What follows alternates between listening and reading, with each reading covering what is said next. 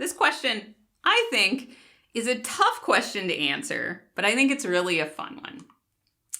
You might take a different style at answering this question depending on the kind of job that you're interviewing for.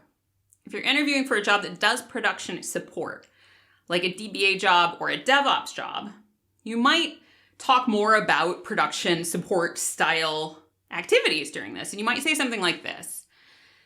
No-lock hints mean that your query can read data that hasn't been committed yet in the SQL Server. Maybe it'll never actually be committed, so you might get incorrect results.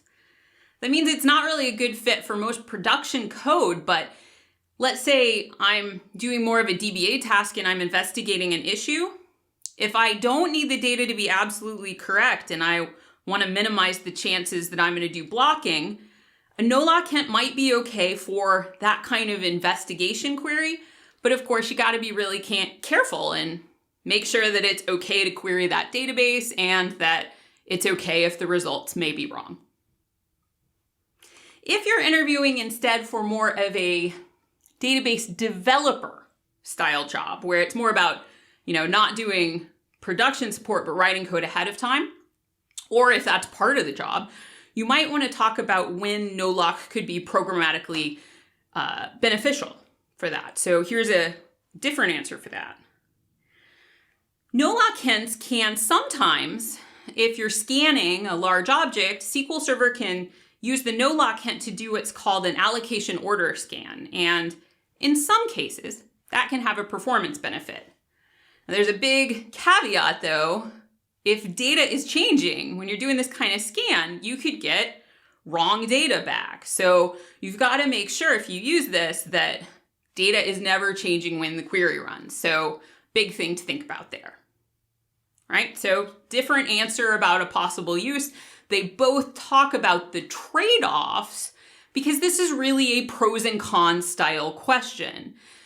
Ideally, you do want your answer to show that you know about the negatives and you know about the trade-offs. You don't want to just ignore those, but if there are some edge cases for using this, then you want to talk about them. People may ask this kind of question to see if you know about the details of some topics, because a lot of people on a question like this will just say, you should never use it, or it's no big deal. In the real world, even though no-lock isn't good for production code, there are some little edge cases where it can come in handy to know about it, but you do always just have to know that balancing act. Remember also that you don't know what's in the code base usually for the folks that are doing the interview for you. And if you come off as super judgmental about coding patterns that can be bad, you may look like somebody who wouldn't really help them, but who might, just sort of cause conflicts with the developers, because it's fine if you say what's bad about a coding pattern, but you don't want to make it sound like, oh, that's really dumb, essentially. It's better to know the pros and cons and kind of weigh those. And this can also be a good opportunity to ask a question about why they are asking. So explain, a balanced answer. And then it's fine to follow up with a question like, do you use no-lock in your code base a lot?